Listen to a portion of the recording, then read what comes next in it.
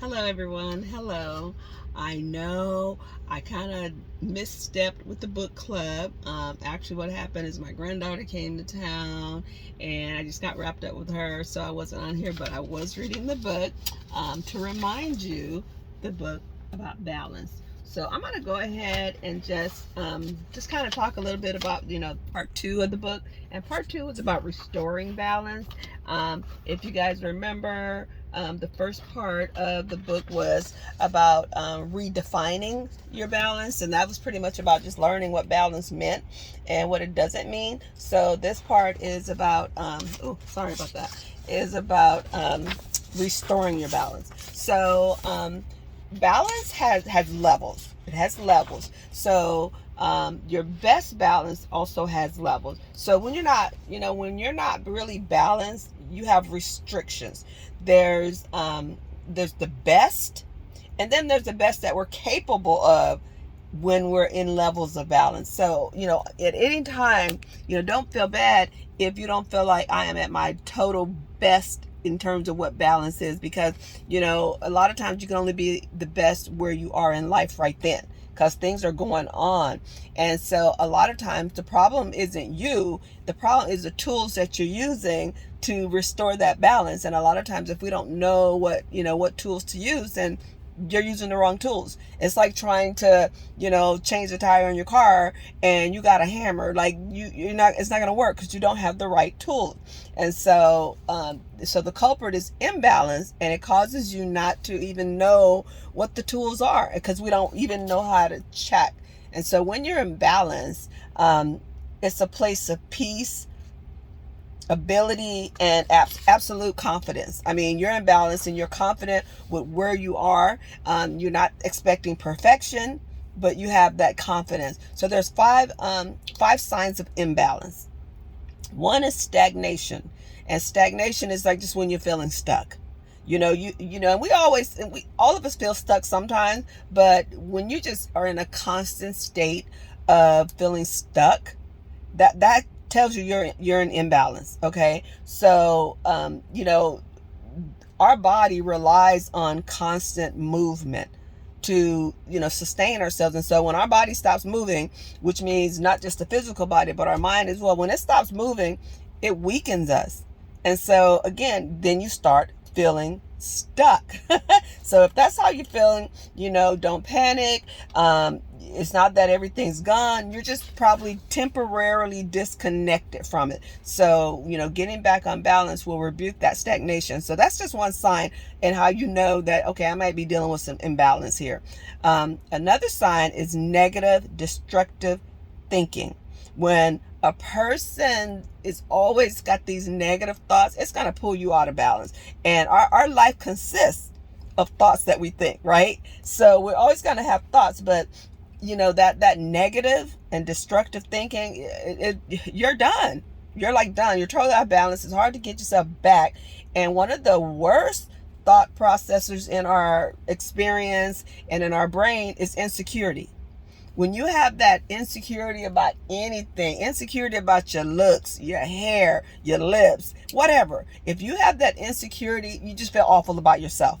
Awful, and that is going to throw you out of balance. Another one is lack of vision.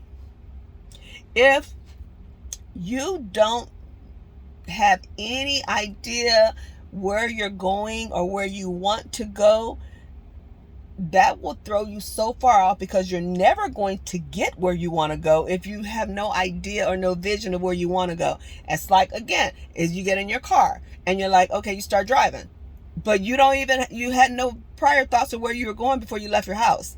So you're just driving. And so you're frustrated because you're never going to get where you were going because you didn't know where you were going in the first place.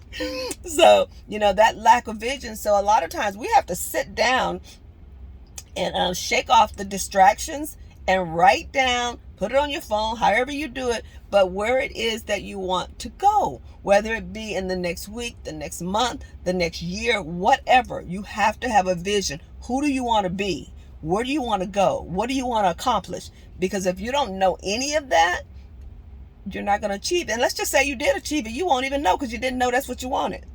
Crazy, huh? So lack of vision. The other one weariness. And that's not just talking about being tired. That, like, being tired is normal. You work a full-time job, you come home, you take care of the kids, you got to do laundry, you're tired. Okay, that's normal. But we're talking about, so we're not talking tired. We're talking being weary.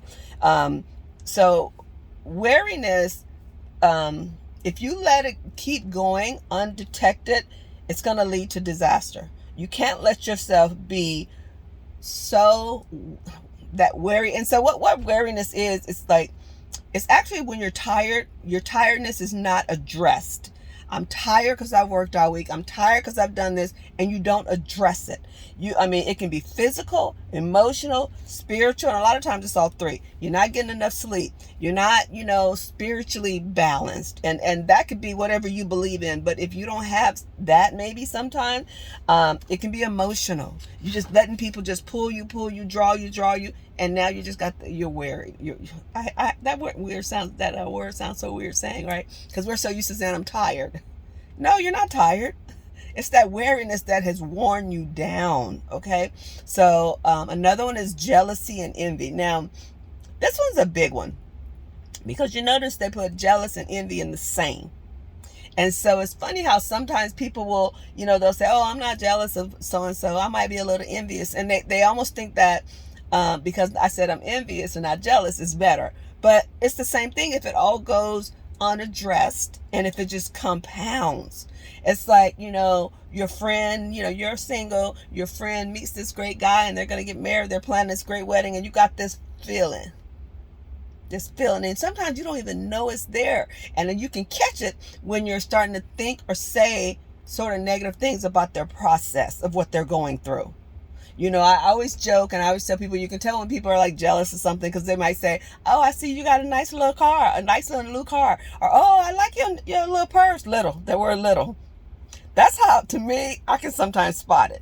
And so I'm not saying I'm never jealous or envious or anyone. So it's something that you have to check. Or, maybe it's the person in the workplace who, in your mind, seems to get all the breaks and all the recognition and they're producing everything. And so I always remind myself that sometimes it's just not your turn. Okay? Everybody gets a turn. And it can't always be you. So you have to understand that one person's promotion is not your demotion. Okay? That their upgrade is not your downgrade. So the truth about jealousy is that it is inherently self-degrading. You are putting yourself down. When you're jealous of someone else, you're saying, I'm not good enough. I'm not as good as that person. Because if you don't have that jealousy, you clap for people and it excites you. Because you're looking at somebody like, I could do that too. Because we can all do it.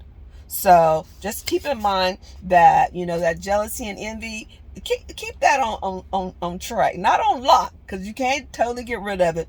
But keep that close to you and understand when it comes, and you have a little talk to yourself. But those are the signs of being out of balance. So some of the rewards of balance and being self-aware. Self-aware people, they make sounder decisions. Okay, they build stronger relationships. They communicate more effectively. They tend to be better workers.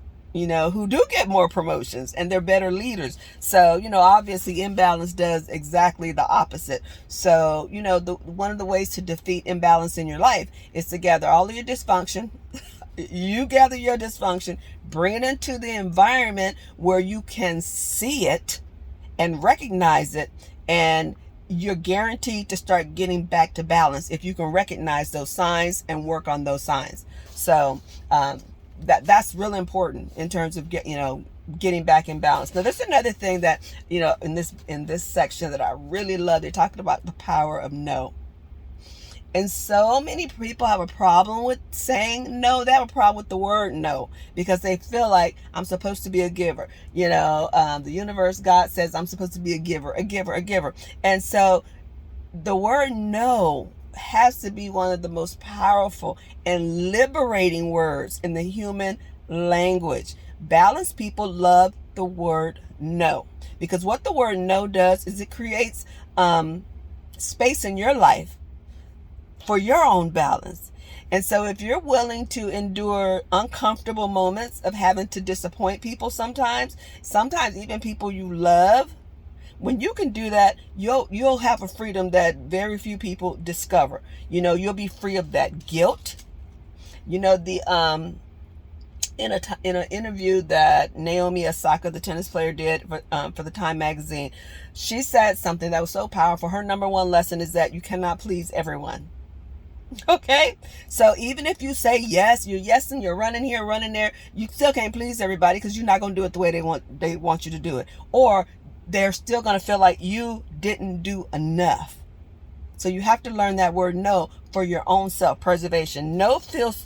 What no will do is it filters out essential stuff from what's merely urgent and just wants attention. Okay, so there's some things that are essential that you will have to say yes to. So, make sure that you really realize when it's the time to say no. Okay, so let's see.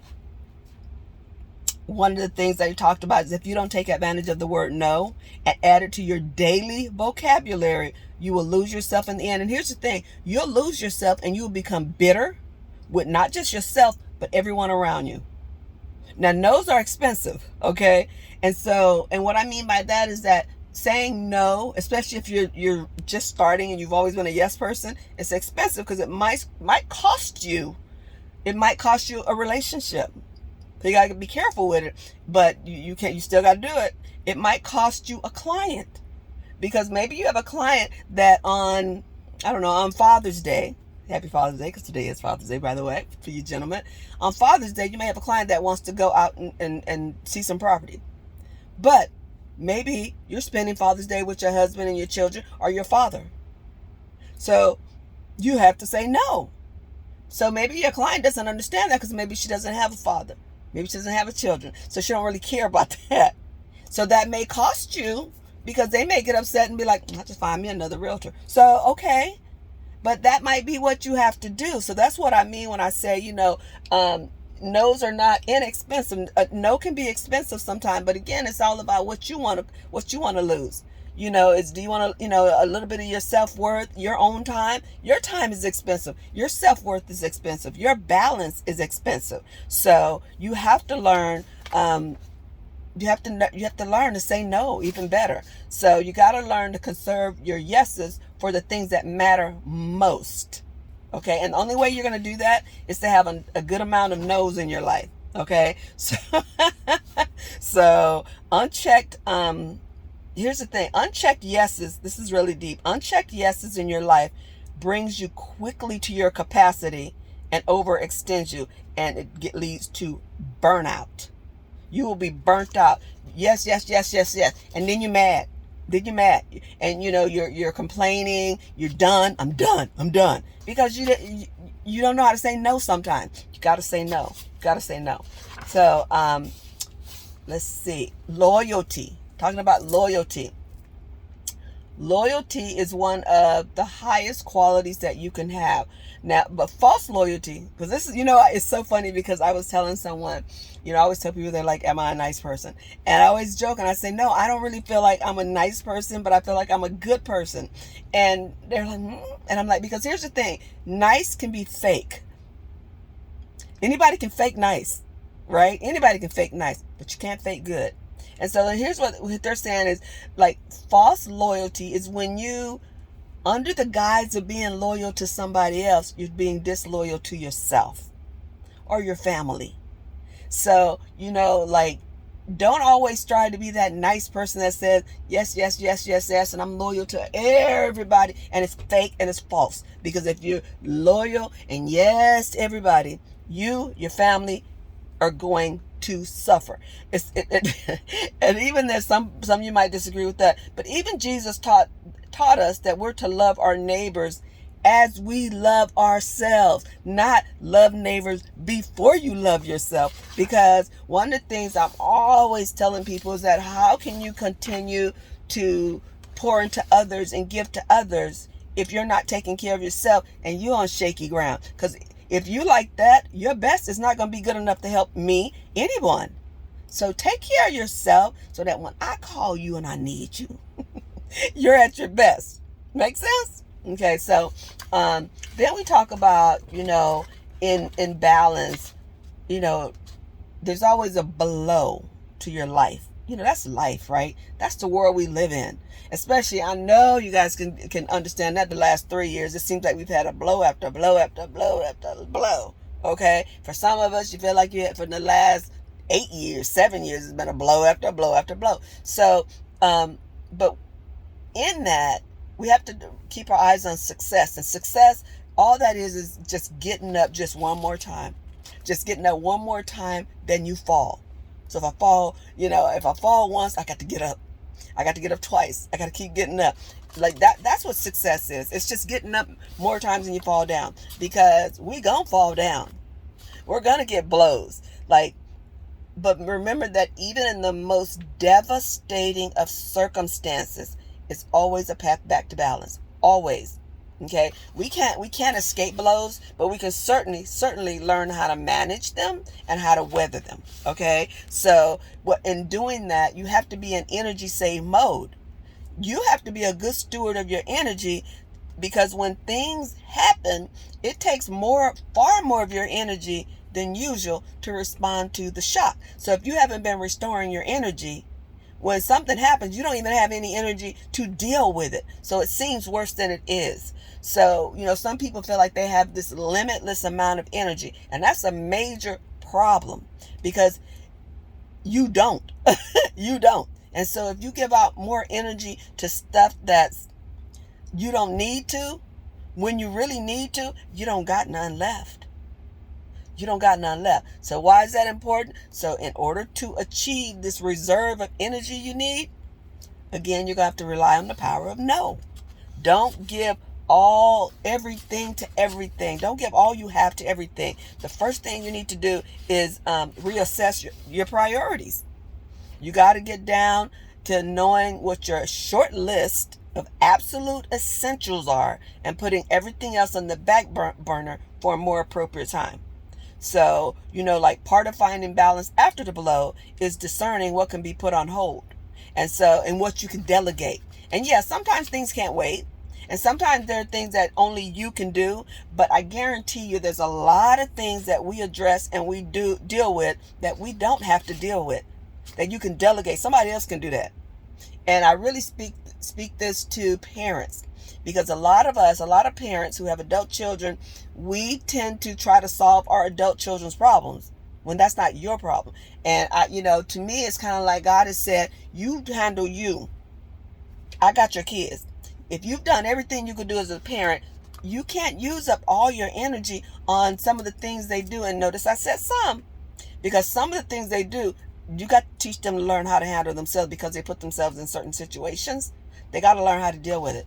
Because if you continue to let yourself get drained, when it comes time for something that you just need to deal with, you're not going to be able to deal with it. So let's not, give out more than we have. So just when something happens and you have a blow, catch your breath, assess the damage, find a safe place, whether it's a safe physical place, a safe place here. Pause and take inventory. Just simply knowing that you have a plan and resources to deal with some of this stuff gives you a little bit of, calm. Okay? So, you got to, it's like being in a fight. You got to return to your corner, catch your breath, process what just happened, gain some insight. Once refreshed, get back in the fight. That's what you got to do. So, a lot of people find therapy. If that's what you need to do to help you, then that's what you do. So, going through these blows and going through those seasons, two thoughts have to prevail in your mind. Number one, you have to remember you're going to get through this. You have to remember you're going to get through this. The other is that this struggle is just for a season. Now, that's not to minimize your struggle. It's not to minimize anything. And some blows do leave permanent scars. But what doesn't have to be final is that overwhelming sense of being lost and that consuming grief that just comes with the initial blow. That doesn't have to last forever, even if you have a permanent scar. I'm a breast cancer survivor. Okay? And I got a permanent scar. I got permanent scars. But I don't have cancer anymore.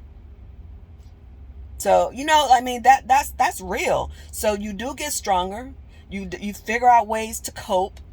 You find inspiration again, and then you rediscover balance. So again, the good news is that the difficult seasons don't last forever. So just rediscover your rhythm. Now, rediscovering your rhythm doesn't mean picking back up where you left off. You got to start slow and gradually increase the tempo. Start small. Start with activities that don't require much from you. Like when you're in a tough season, you have to be kind to yourself and not push too hard. So start slow. You can't do everything, but you have to try to do something through the hurt. Try to incorporate doing something you love with something you need. Like we all need to exercise.